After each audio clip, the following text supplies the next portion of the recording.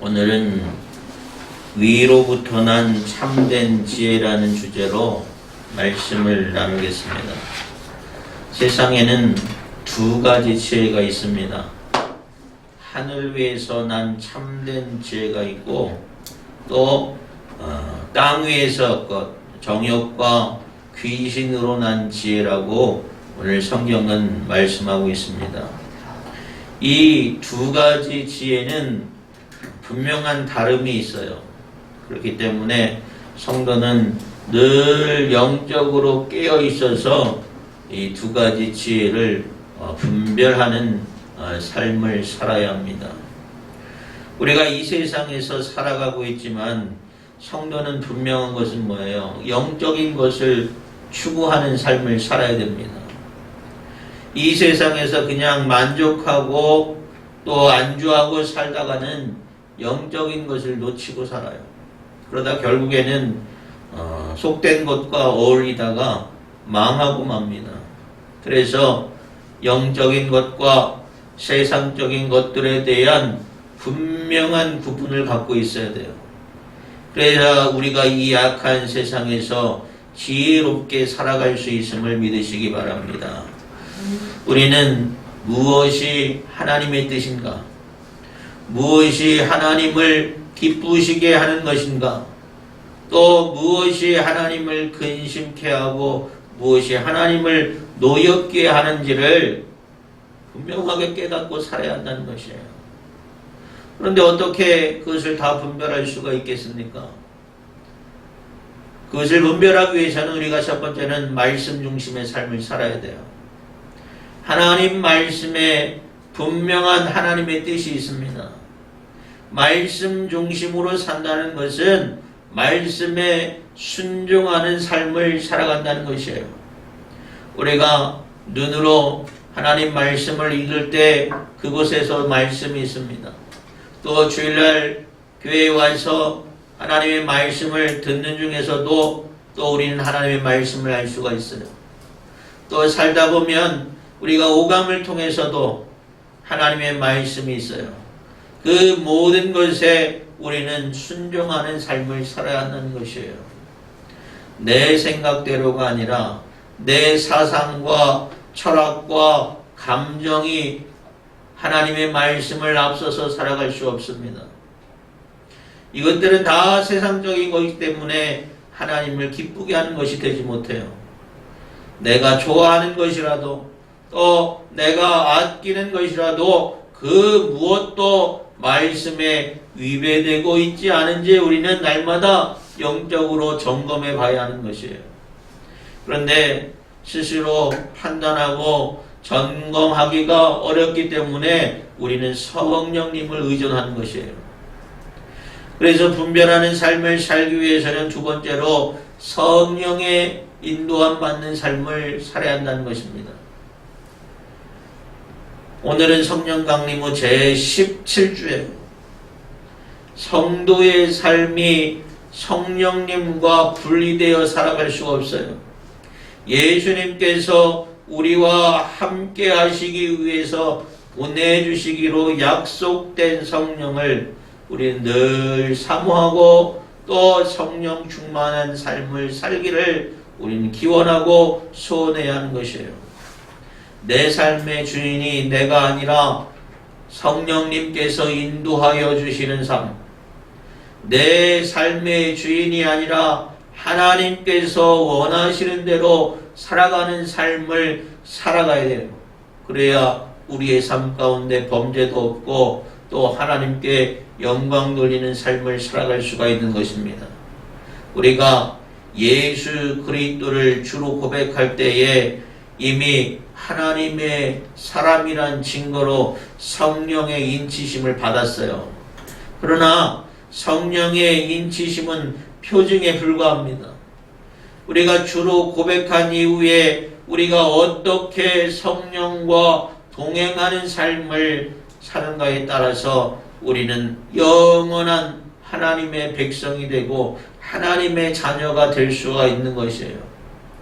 성령과 동행하며 성령 충만 받은 우리는 참된 지혜자의 삶을 살기 위해서는 세 번째로 시험에 들지 않도록 겸손히 기도하는 삶을 살아야 돼요.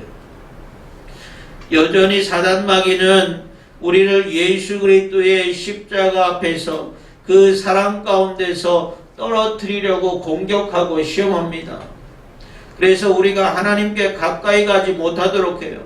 우리가 하나님을 의지하는 신앙의 삶을 살아야 될 텐데 사단 마귀는 날마다 우리를 공격하기 때문에 이 모든 시험에 이겨내기 위해서 우리는 기도하는 삶을 살아야 한다는 것이에요.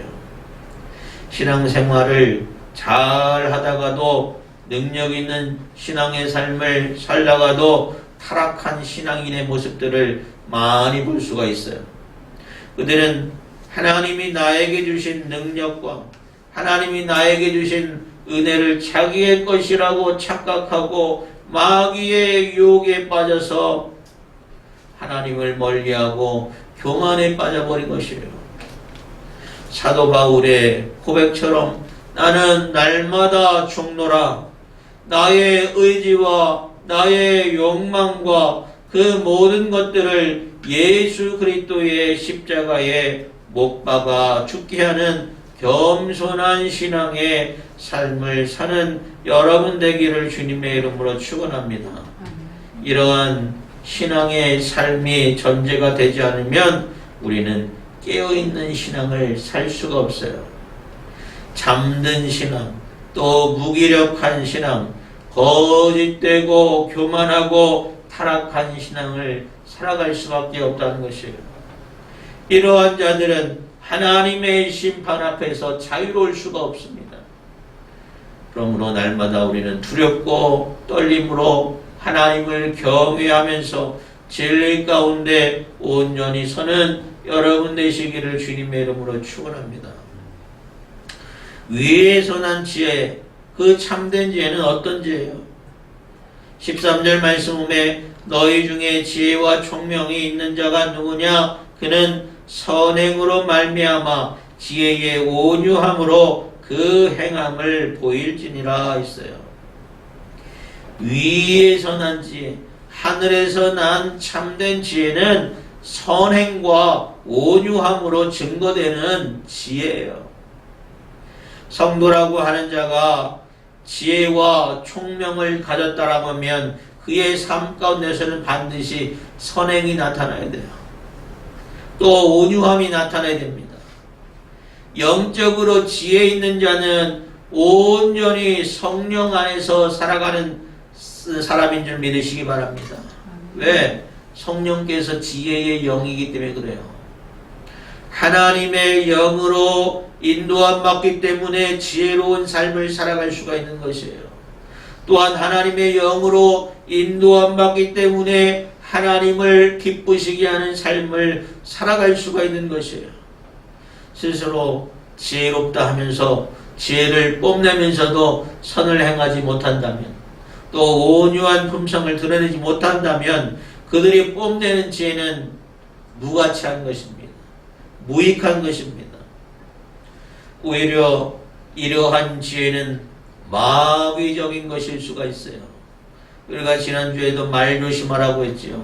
함부로 비판하고 정죄하면서 악독을 쏟아내기 때문에 그래요. 거짓 지혜가 그렇습니다. 그래서 성도는 늘 성령의 인도함 받으면서 성령 안에서 사는 것이 중요해요.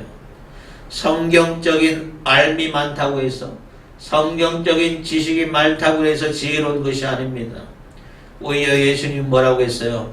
나는 마음이 온유하고 겸손하니 내게 배우라 라고 말씀하셨어요. 그리스도인이 가져야 할 성품적 특징이 바로 온유와 겸손이에요. 온유함 가운데 나타나는 지혜가 참된 지혜인 줄 믿으시기 바랍니다. 선행 가운데 나타나는 지혜가 참된 지혜인 줄 믿으시기 바랍니다. 겸손함 가운데 지혜가 나타나야 되는 것이에요. 그것이 하늘 위에서 난 참된 지혜예요. 그러면 두 번째로 세상의 악한 지혜는 무엇입니까?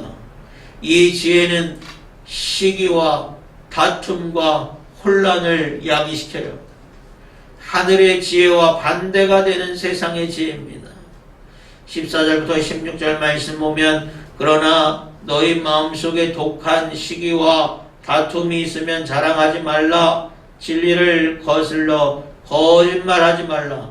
이러한 지혜는 위로부터 내려온 것이 아니요 땅 위의 것이요 정욕의 것이요 귀신의 것이니 시기와 다툼이 있는 곳에는 혼란과 모든 악한 일이 있음이라. 때로는 악한 지혜가 성령의 인도하심이 아니라 자기 의와 또 세상적인 지혜로 교회 안에 시기와 다툼을 만들기도 합니다. 그러한 사람들은 교회를 소란스럽게 만들어요. 믿는다고 하면서도 말씀과 또 열정과 열심이 있는 것 같지만 그 안에는 스스로 진리를 거스리는 거짓이 있어요. 시기가 있고 다툼이 있어요. 또 혼란과 모든 악을 지어내는 삶을 살아요. 예수 그리스도의 몸된 교회는 말씀의 권위가 있습니다. 영적인 권위가 있습니다. 말씀의 권위와 영적인 권위는 성경적인 권위예요. 그런데 세상의 지혜는 뭐예요? 이러한 교회의 권위를 무시합니다. 무시할 뿐만 아니라 대적해요. 이렇게 교회를 소란스럽게 하는 것은 교회 안에서 사사로운 다툼과 시기와 소란뿐만이 아니라 그걸로 하나님을 대적하고 영적인 권위를 대적하는 일들이 많이 일어나고 있어요. 오늘날 교회에 대한 이러한 영적인 권위가 땅에 떨어졌다 할 수 있을 정도로 많은 대적자들이 많습니다. 온 세상이 교회를 대적해요. 예배를 무시합니다. 교회 밖에서 세상 사람들의 공격뿐만 아니라 교회 안에서도 자유주의 신앙이라든지 인본주의 가치와 그 사상들이 교회 안에 들어와서 교회의 권위를 대적하고 있는 경향들이 많이 나타나고 있어요. 인권이라든지 평등이라는 것을 내세워서 차별금지라는 것을 왜곡하고 교회 안에 동성연애를 적극적으로 찬동하기까지 해요. 그러면서 자신들이 정의롭고 지혜로운 것 마냥 착각에 빠집니다.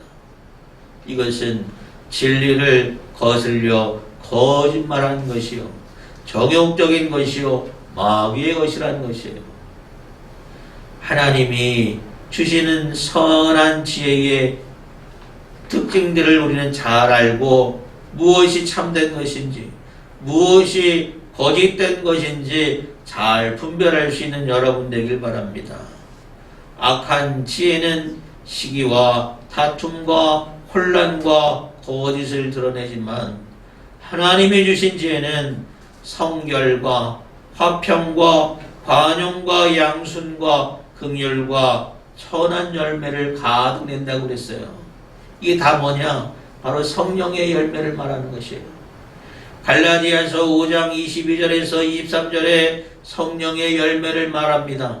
오직 성령의 열매는 사랑과 희락과 화평과 오래 참음과 자비와 양선과 충성과 온유와 절제니 이 같은 것을 금지할 법이 없느니라고 말하고 있습니다. 여러분, 온전한 지혜를 뽐내지도 않겠지만 그 지혜를 분별하고자 한다면 그 사람에게서 이렇게 성령의 열매가 나타나고 있는지 우리는 확인해 봐야 돼요. 지혜가 많다고 하면서도 능력이 많다고 하면서도 성령의 열매를 맺고 있지 않는다면 거짓된 것이에요. 그들은 분명히 혼란과 시기와 다툼과 거짓을 조장하는 악한 지혜를 쏟아낼 뿐이에요. 17절에 오직 위로부터 난 지혜는 첫째 성결하고 다툼과 화평과 관용하고 양순하며 긍휼과 선한 열매를 가득하고 편견과 거짓이 없나니 화평하게 하는 자들은 화평으로 심어 의의 열매를 거두니라 라고 말씀합니다. 내가 지혜롭지 못하더라도 무엇이 진짜 지혜인지는 분별할 줄 알아야 돼요. 무엇이 하나님이 기뻐하는 것이고 무엇이 하나님이 원하시는 것인지 우리는 분별하는 삶을 살아야 한다는 거예요. 이 세상은 정보의 홍수의 시대를 우리가 살아가고 있습니다. 수많은 정보와 수많은 지혜들이 쏟아 내려지고 있어요. 그 중에서 우리는 무엇을 선택할 것인가? 무엇을 선택하여 따를 것인가? 선택할 수 있어야 돼요.